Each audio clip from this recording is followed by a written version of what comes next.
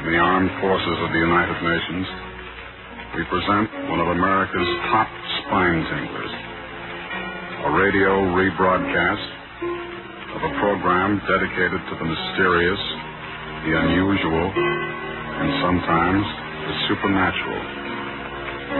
A program of suspense.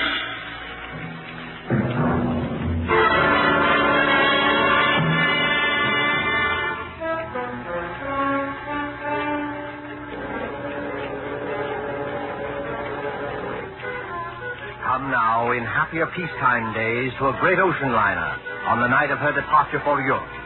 There she is at the West 22nd Street Pier, the 25,000-ton Mauravania, the White Planet Line.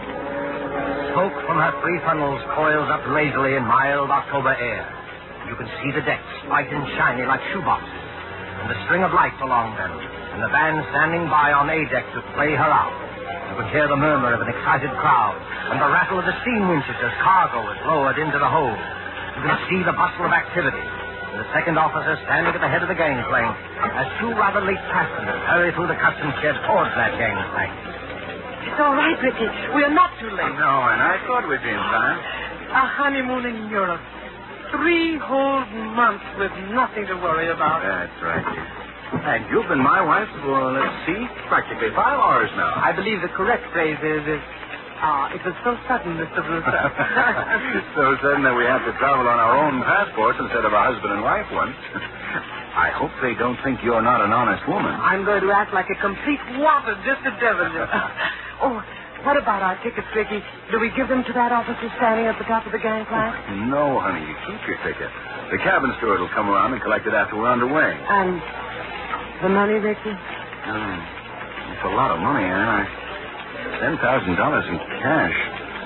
Maybe I'd better turn it in at the purser's office for safekeeping. Yes, maybe you had. Wait a minute, Ricky. What is it? Wait. Do you mind if we stand here for a second before we go up the gangplank? Oh, what's the matter? You're not ill, are you? No, but getting over brain fever isn't any joke. Oh, I know, dear.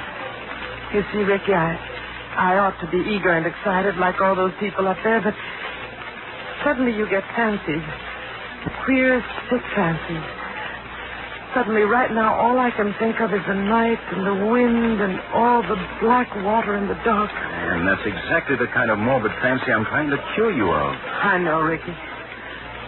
I'll be good, but I was just thinking of a story. What story? Oh, never mind. It doesn't matter. Which way do we go? Up the gangplank, through that door there, and then down on the elevator to B deck. And no more horrors, do you understand?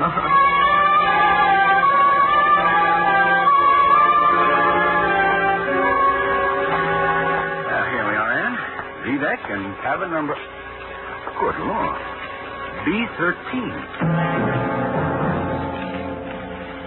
B-13. You're not superstitious, are you? No, dear, not about things like that. Open the door. Here we are. Lights on and... Oh, Ricky, darling. It's a beautiful cabin. Best I could get. Yeah, I've got our luggage in anyway. And over there, madam, you'll find a basket of fruit and some books from your obedient servant. Oh, you are nice to me. And I'm feeling so much better, Ricky. I will be all right, darling. Of course you will. But you won't find any detective novels among those books. Please, Ricky. Detective novels may be all right for presidents and college professors, but straight poison to you. You'll read love stories and like it. You know, Ricky, I keep thinking and thinking about that story I mentioned. Oh, what story? It's an old one.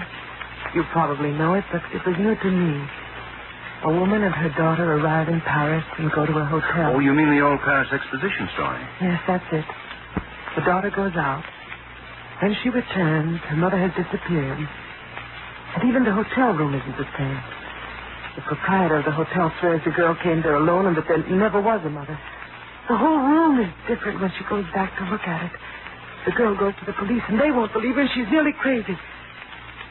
Of course, it turns out that the mother has caught bubonic plague and died, and they're hushing it up so that the visitors won't keep away from the city and ruin the whole exposition. But you've got to stop this kind of talk. I know. But imagine being in a situation like that, with all those queer eyes staring at you, wondering if you'd lost your reason, wondering if your brain had cracked and the whole world might dissolve and... Listen. Well, that's the last call, Ann. We'll be underway any minute now. You know, Ricky, I would like to see the skyline go past to the Statue of Liberty and the rest of it. Oh, then why not go up and see it?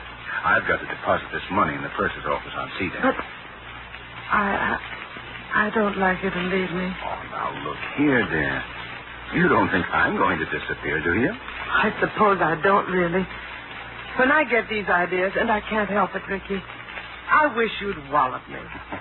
I'm not going to wallop you, Ann, but you've got to stop being afraid. You certainly won't disappear in a crowded ship with any number of people all around you. As for me, I defy Houdini himself to make me vanish. Don't talk like that. I'm not going to vanish, and neither is this cabin, dear. Now, run along. I'll join you on deck as soon as I can. All right, Ricky. I'll be good.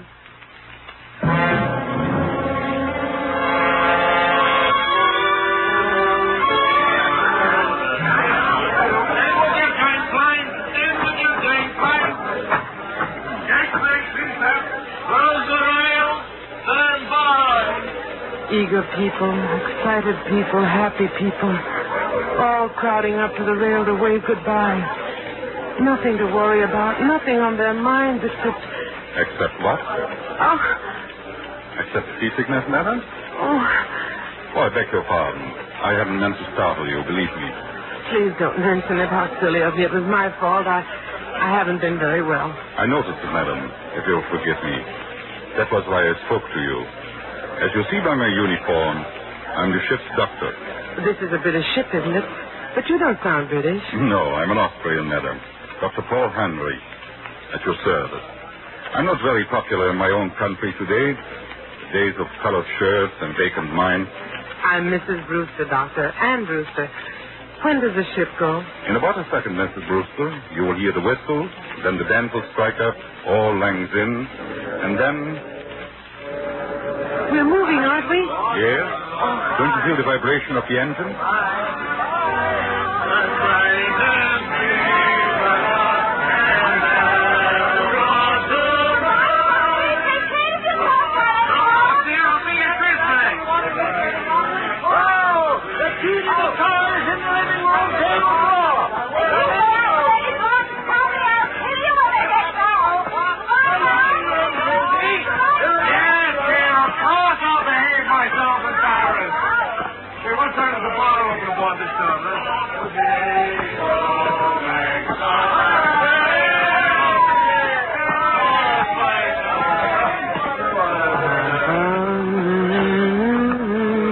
This is not your first crossing, madam.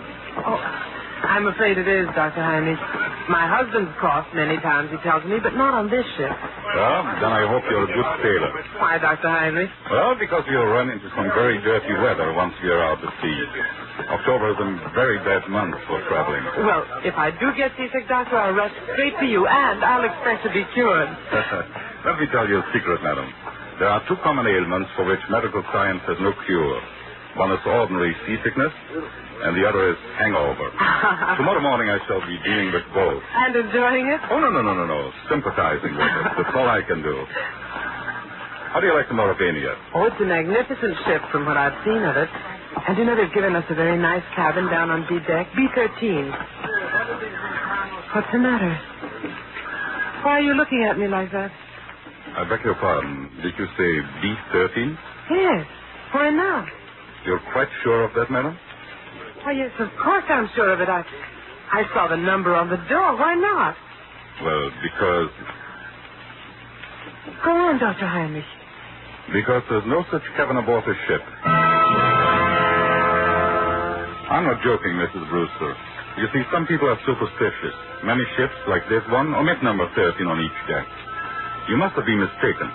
What are you trying to tell me? Do you think I saw something that wasn't there? No, Mrs. Brewster, not at all. Then come along with Only... me. I'll show you. I'll prove to you that there is a number 13. Will you come along? Yes, Mrs. Brewster. I think perhaps I had better escort you.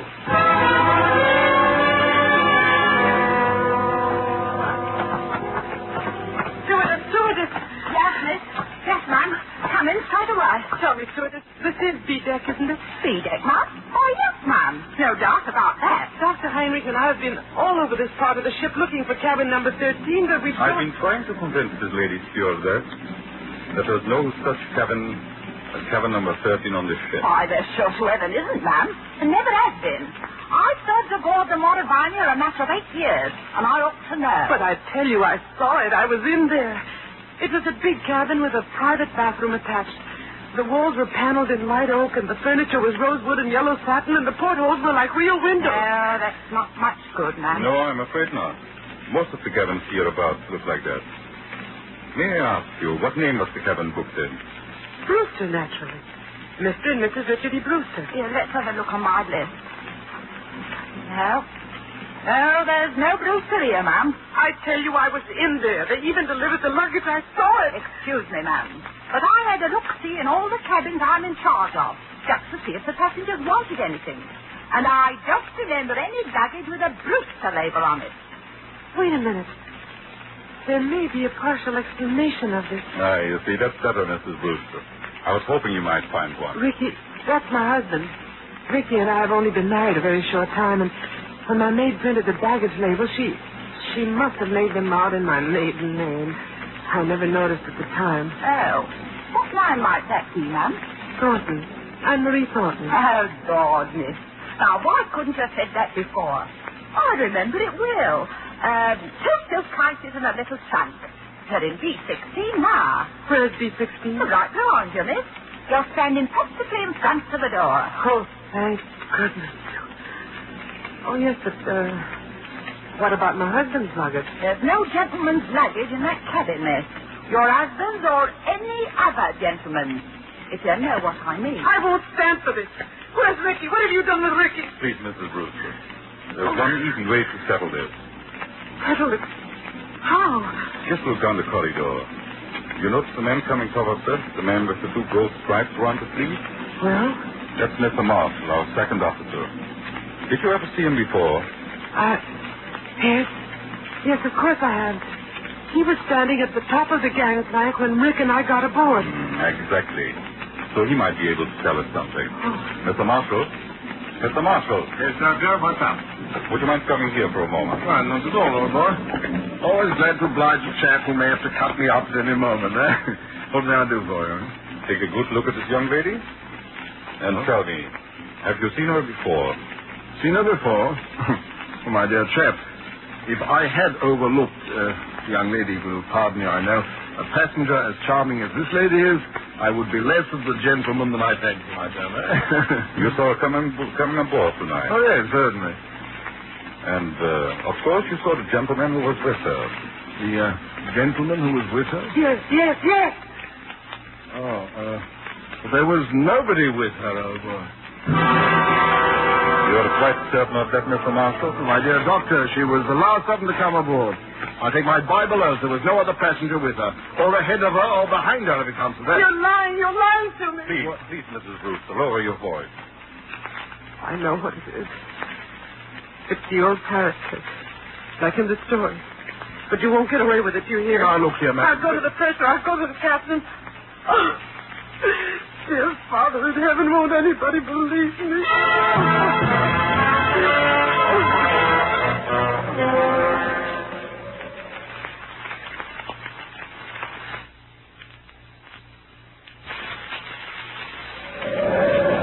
Later that night, in the captain's room just abaft the bridge, there is a conference of ship's officers.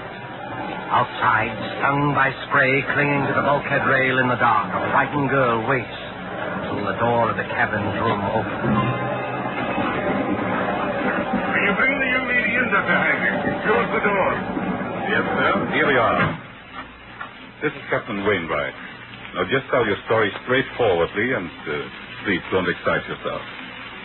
Well, maybe we can get some decision into this matter. Will you sit down here beside my desk, Miss Thornton? My name is Brewster, Captain. Mrs. Ann Brewster. Whatever you say, Mrs. Brewster. Thank you very much, Captain. I might tell you, ma'am, I've got a lot on my mind already. The first officer comes aboard with an attack of flu. I'm facing an equinoctial gale short-handed. And now this has to happen on top of it. I'm terribly sorry. I can't help that, Captain. But I want to know what they've done with Ricky. Just one moment, please, while I get this straight. By this time, I understand you yourself have personally interviewed practically every single passenger aboard this ship. Is that true? Yes, it's true. But your alleged husband is not here. Is that true? Yes, that's true, In but the meantime, the purser has sent a squad of men to search this ship. They've searched every inch of it. You can take my word for that.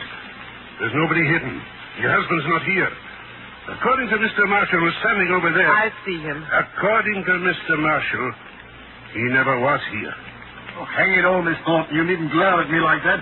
We couldn't see the chap. He wasn't there, now could we? Be quiet, Mr. Marshall. Yes, I'm sorry, sir. No, I'm not unreasonable, Mrs. Brewster. I think you'll admit that.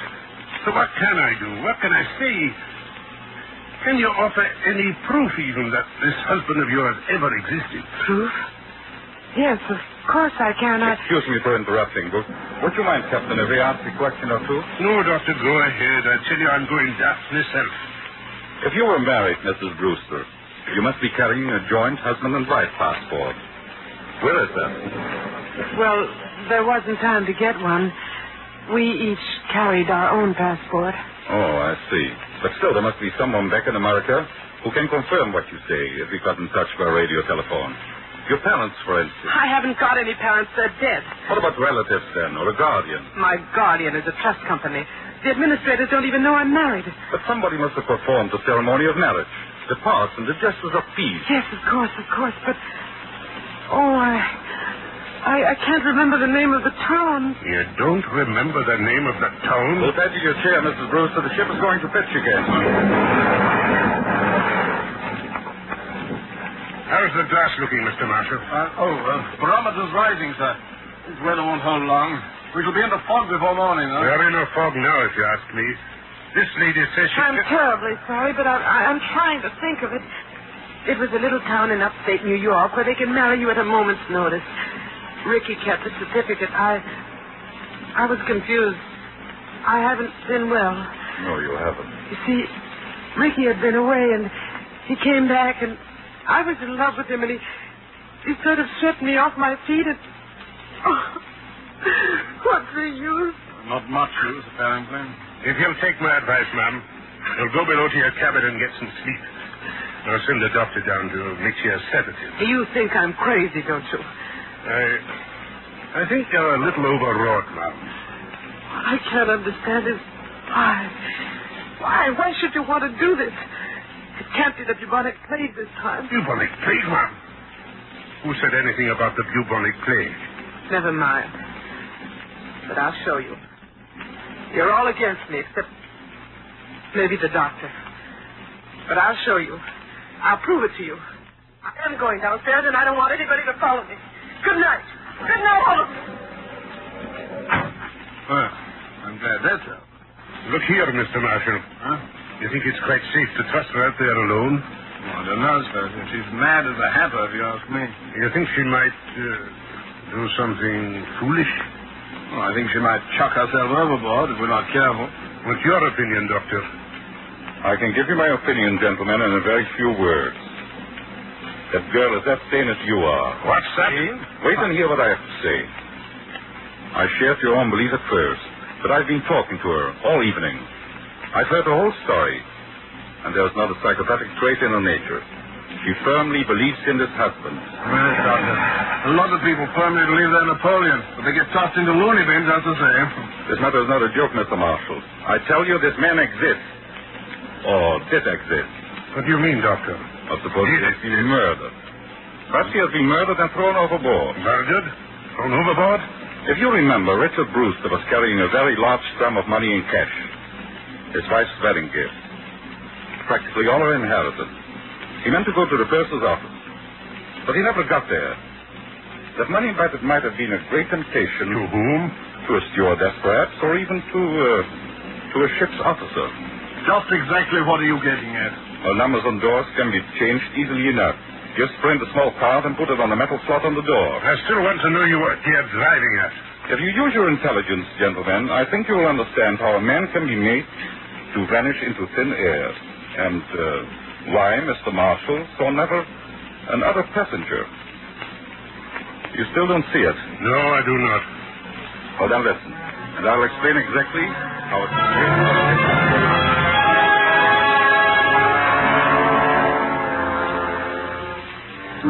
4 o'clock in the morning.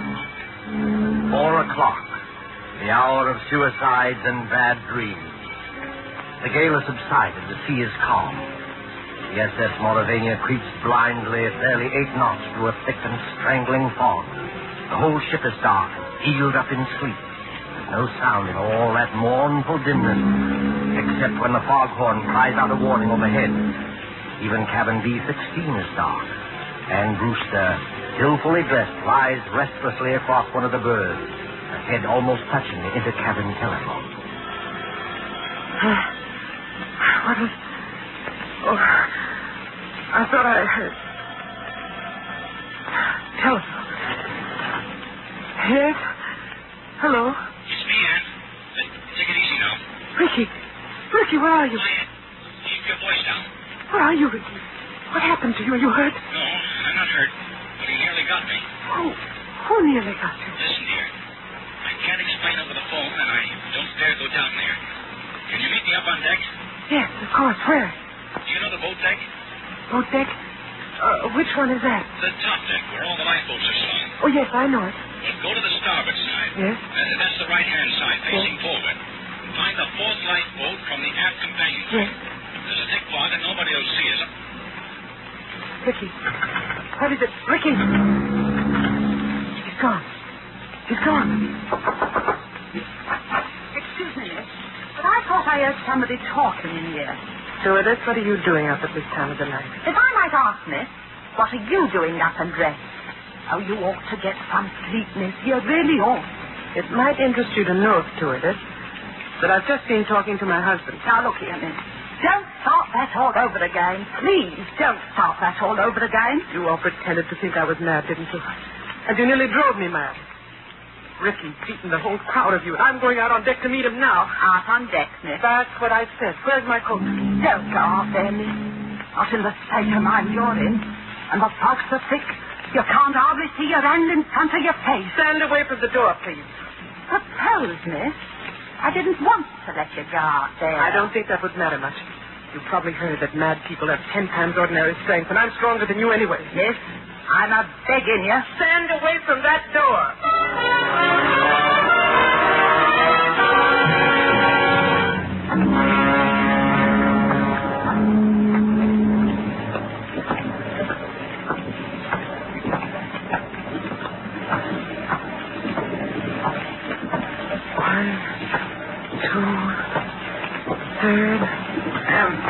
Is that you? Yes. Ricky. Ricky, darling, where are you? Here, duck your head under the lifeboat. You take my hand. But isn't it horribly dangerous out there on the edge? There's no railing along the side of the ship. Don't worry, Ann. I won't let you fall. Well, overboard here. We're well aft near the propellers. The suction would carry into the propeller blades. And listen. I can't hear anything except the foghorn. Yeah, but I can. Somebody walking along the deck. And I can see a flashlight moving in the fog. You're quite right, my friend. You can see a flashlight moving in the fog. Dr. Heinrich, what are you doing here? At the moment, young lady, I'm covering both of you with a revolver. Please don't move. So, you were in the conspiracy, Dr. Heinrich. May I ask you what conspiracy? The whole ship's conspiracy to say Richard Brewster didn't exist. My dear young lady, you can set your mind at rest. There never was any ship's conspiracy against you. The people you spoke to were perfectly honest. Including Mr. Marshall, I suppose. Yes, including Mr. Marshall. And what is this all Stand back there. I suppose he was telling the truth when he said nobody came up the gangplank before or after me. I beg your pardon. That was not what he said. He said no passenger came up the gangplank at this time. Well, what's the difference? A great crime is arranged for tonight, young lady. No less a crime than murder. Murder? Who's going to be murdered? You are. What? That, I repeat, is the scheme.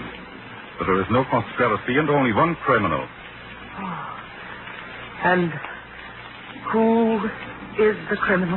The criminal is the man standing beside you. Your so-called husband. Ricky? Oh, you don't know what you're saying. I think I do. Marshall, of course, did see someone walk up the gangplank, loitering behind you.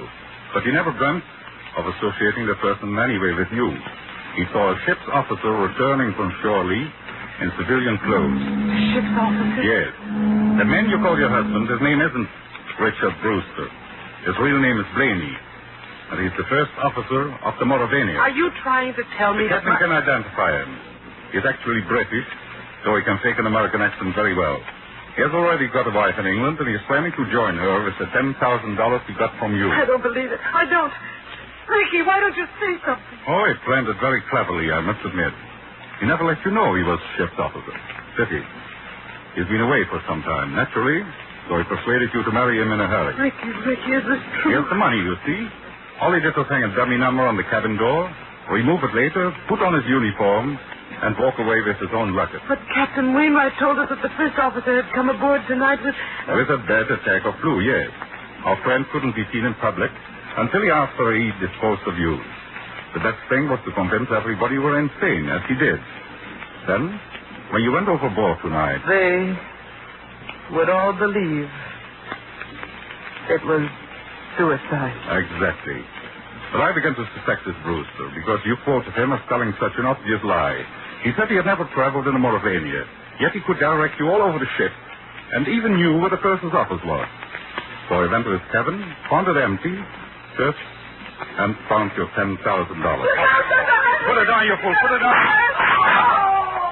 It's overboard. You shot him.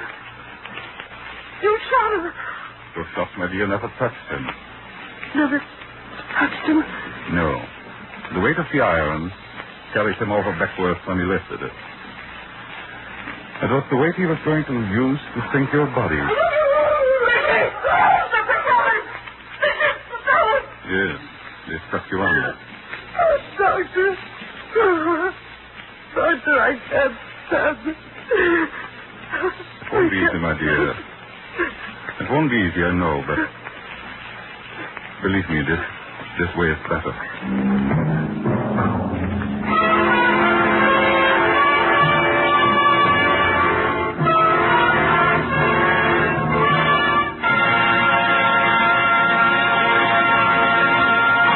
And so closes Cabin B-13, starring Margot and Philip Dorn. Tonight's tale of suspense.